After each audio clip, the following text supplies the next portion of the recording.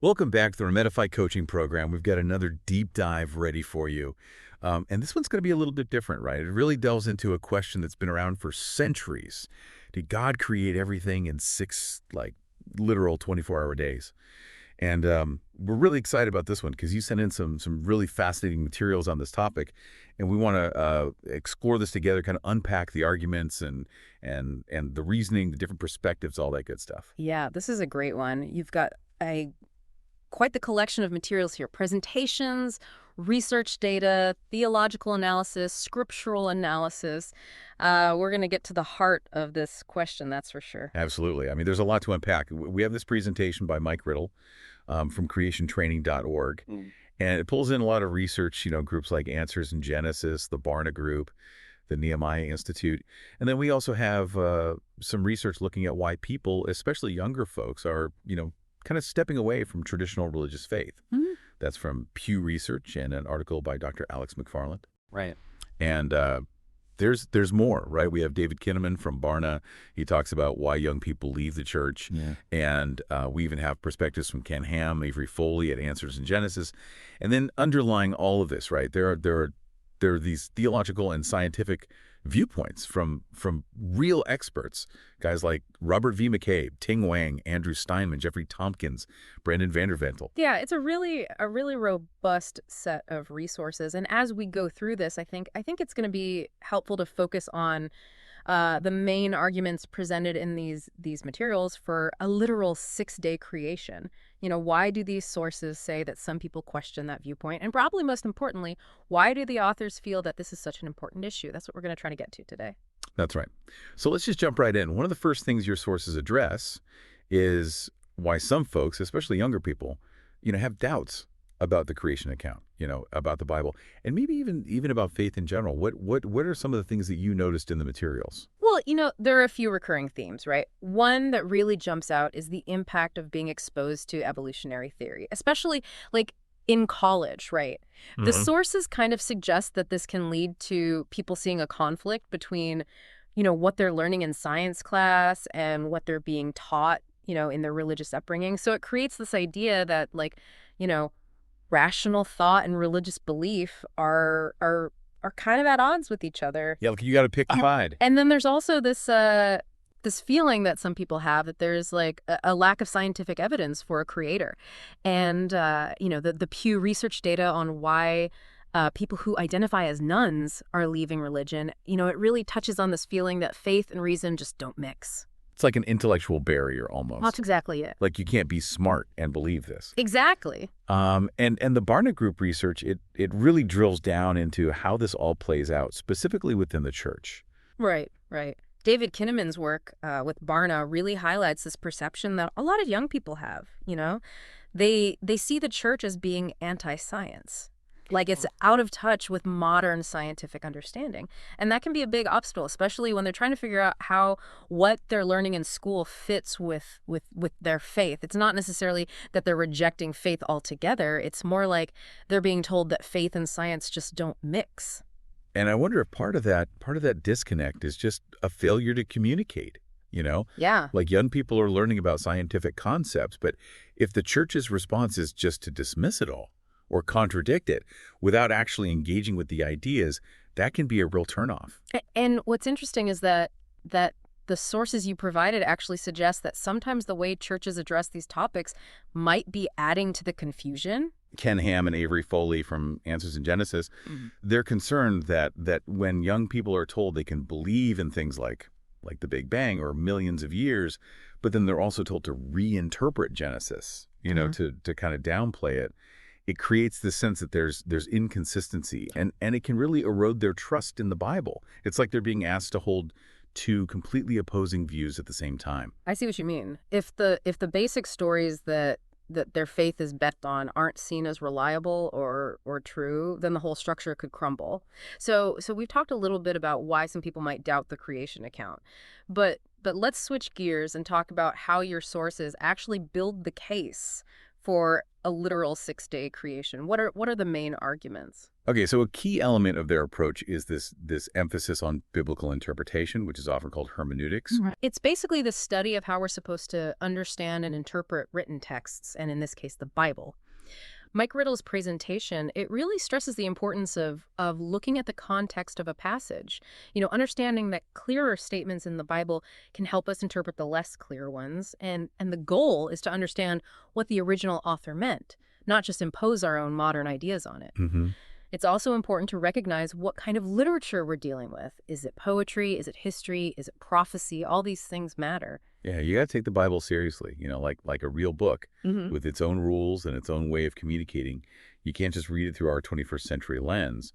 And they have this really interesting way of illustrating how the word day is usually used in the Bible. Yeah, so they have this quiz-like thing, and they bring up all these examples from the Bible where the word day is used in normal everyday situations, like how long it took to build something, or the length of a journey, or just a specific point in time. They talk about building a tower in 5 days, working morning and evening for 3 days, a 3-day journey, and they reference specific verses like Genesis 22.4, Leviticus 9.1, Numbers 1.1, Joshua 4.19, Nehemiah 8.18. They're trying to show that throughout the Bible, when people talk about a day, they mean a regular 24-hour day. Right. So they're setting up this baseline understanding. It's like they're saying, hey, when the Bible talks about a day in these normal situations, we all get it. We understand it's a normal day. So why wouldn't we apply that same logic to the creation account? Exactly. And then they really zoom in on Genesis 1.5, where it says, God called the light day, and the darkness he called night. So the evening and the morning were the first day. And their whole argument hinges on the meaning of that Hebrew word yom, which is translated as day. They say that when yom is used with a number, like first day, second day, and so on, whether it's singular or plural, and this happens something like 410 times in the Old Testament, it always refers to an actual literal day. And then you've got that phrase evening and morning, even when it's not used with the word day, and that happens like 38 times. Right. It still very strongly implies a full 24-hour cycle. And they back up this whole linguistic thing with opinions from like real language experts, right? Yeah, right. They cite Robert G. McCabe, and he's written this critique of like alternative interpretations, things like the framework hypothesis, which says that the creation days aren't really literal 24-hour days. They're more like a literary structure. But McCabe argues that when you look at how the Bible uses numbered days, especially with that phrase evening and morning in Genesis, it points to actual distinct days. It's the grammar, the structure of the Hebrew. It all supports a literal reading. So it's not just reading it on the surface. It's like digging into the actual language. Right. And then you've got guys like Ting Wang and Andrew Steinman, and they're both experts in biblical Hebrew, and they back this up. Wang says that in Genesis 1, when you see yom used with evening and morning, and it's modified by a number, there's no other way to understand it in Hebrew. It's a normal 24-hour day. And Steinman agrees. He says that the formula, evening plus morning equals 1 day, it's a clear marker for a regular day in the creation story. And then there's the connection to the Sabbath commandment in Exodus. That's like a core part of both Jewish and Christian tradition. Oh yeah, that's huge. Exodus 20.111 is like their slam dunk evidence. It says, "For in 6 days the Lord made the heavens and the earth, the sea, and all that is in them, and rested the seventh day. Therefore the Lord blessed the Sabbath day and hallowed it." They're saying that the 6 days of God's creation are directly compared to the 6 days of work that humans do, followed by a day of rest. And because the Sabbath is understood as a literal day of rest after 6 literal days of work, it follows that the 6 days of creation must also be literal 24-hour periods. The commandment is based on that understanding of the creation week. It's a powerful argument for sure. It ties creation directly to something that we're supposed to do literally. And speaking of literal, your sources also talk about the age of the earth, especially using the genealogies in Genesis. Right, right. The presentation goes through these detailed genealogical records in Genesis chapter 5. It's like a family tree from Adam all the way down to Noah. And it gives you the age of each patriarch when they had their son and how long they lived. So they add up all those generations from Adam through Lamech, Noah, all the way to Terah. And it suggests that the earth is actually pretty young, like around 6,000 years old. And they point to Mark 10.6, where Jesus says, "But from the beginning of the creation, God made them male and female." So they're understanding that to mean that humans were there at the very beginning of creation, not billions of years after the Earth was formed. So for them, the six-day creation and a young earth, they're both part of the same package deal. It all comes from a literal reading of the Bible. And the presentation really goes deep into why they believe that the age of the earth and how creation happened are so important. It's not just about ancient history, right? No, not at all. They're saying that the doctrine of creation, it's like the foundation for the whole Christian worldview. It's not just some side issue. If you want to understand the gospel, you have to understand Genesis. That's their argument. And they see this as being crucial for the mission of the church, like, how it's supposed to reach people and spread the message. They connect it to the Great Commission in Matthew 28:1-20. So they're saying that if you want to be a good Christian, a good witness for your faith, you have to have a handle on the creation account. How do they connect that to the gospel, though? Well, they see it as this big story, right? Yeah. They start with Genesis 1.1 and 1.31, where it talks about creation being perfect and harmonious. Then, in Genesis 2.16:17, you have this idea of God's law and the possibility of disobedience. And then, of course, you have the fall in Genesis 3.6, when Adam and Eve rebel. And they interpret all the consequences of the fall, like death coming into the world, as a direct result of that event. They bring up Genesis 3.17:19, where God says that humans will die, and Romans 6.23a, where it says the wages of sin is death. It's all connected. Okay, so that's the bad news, right? We messed up. Right. And they also point out that God demands perfection, like it says in Matthew 5.48, but we can't be perfect, like Romans 3.23 says. So that separates us from God, like in Isaiah 59.2. And that's the setup for the good news of the gospel. And the good news being Jesus. Exactly. They see the promise of redemption in Genesis 3.15, where God says that the seed of the woman will crush the serpent's head, as being fulfilled in Jesus. And then they lay out the whole gospel message, Jesus dying for our sins and rising again. That's 1 Corinthians 15.3-4. We need to repent, 2 Corinthians 7.10. Salvation is a gift from God, Romans 6.23b, and Ephesians 2.8-9. God showed us how much he loves us by sending Jesus, Romans 5.8. Jesus is the only way to get to God, John 14.6. God has made it clear who he is, Romans 1.19-20. And we need to believe in Jesus and tell others about him, Romans 10.9.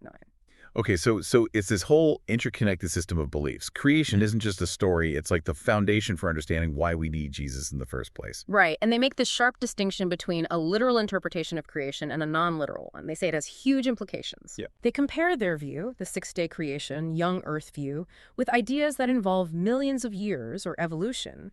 And their biggest problem is that if you say the Earth is millions of years old, then death existed before Adam and Eve sinned. So then why did Jesus have to die to conquer death if death was already a natural part of things? They keep going back to Mark 10.6 and Genesis 1.31, where it says creation was very good. That implies there was no death, no disease, no suffering before the fall.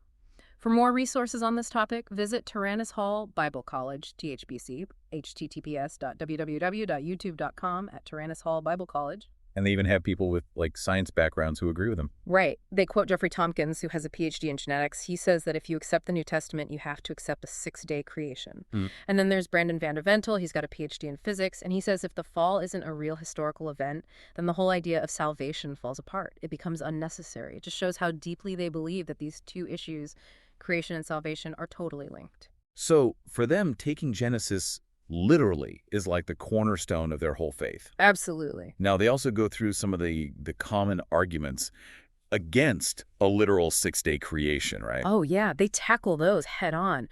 One that comes up all the time is that verse in 2 Peter 3.8, where it says, 1 day is with the Lord as 1,000 years, and 1,000 years as 1 day. But they point out that that verse is talking about the timing of Christ's return, not the creation. And they highlight the word as. It's a simile. It's not saying that God's days are literally thousands of years long. Okay, so it's all about context. You can't just take one verse out and build a whole doctrine on it. What about that whole thing with the first 3 days of creation? How could they be literal days if the sun wasn't created until the fourth day? Yeah, that's a classic one. And they point back to Genesis 1.3-5, where God creates light on the first day, and he calls it day. But then on the fourth day, he creates the sun and the moon, which are called lights. They're making a distinction there. They're saying that the sun isn't the only source of light. God himself is light, and he created light before he created the sun and moon.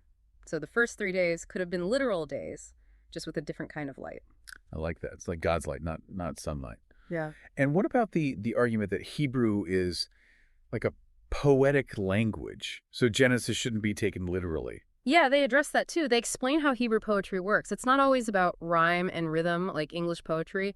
It's more about parallelism, where you have different lines or phrases expressing similar ideas, like in Psalm 19.1.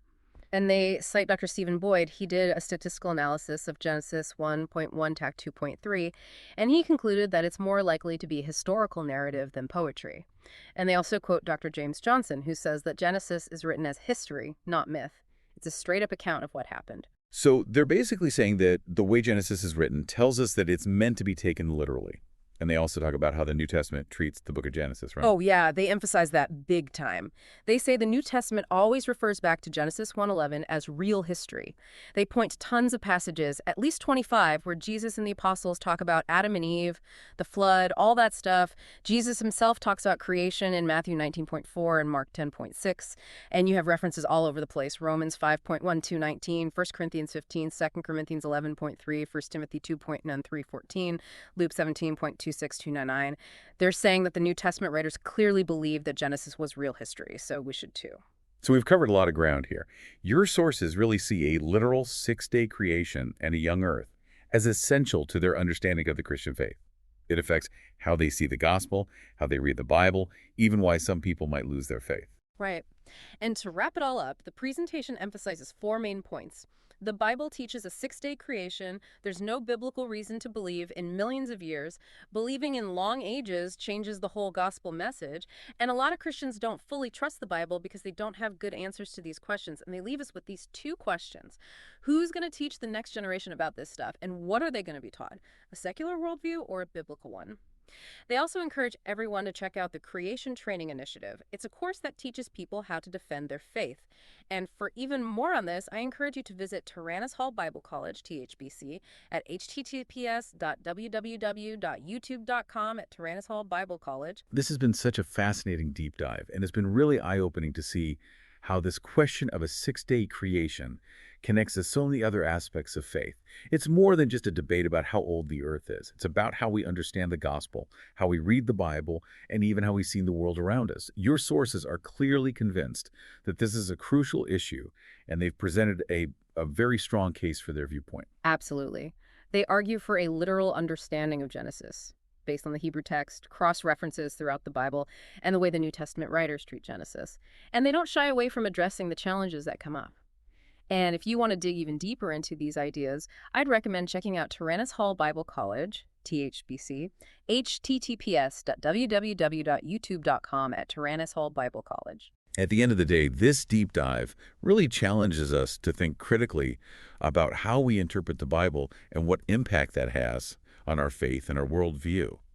It's about going back to the text, wrestling with the meaning, and understanding the different ways people have interpreted these ancient stories that are still relevant today. Thanks for joining us for this deep dive. It's been a pleasure exploring these ideas with you. Thanks for listening to the Remedify Coaching Program.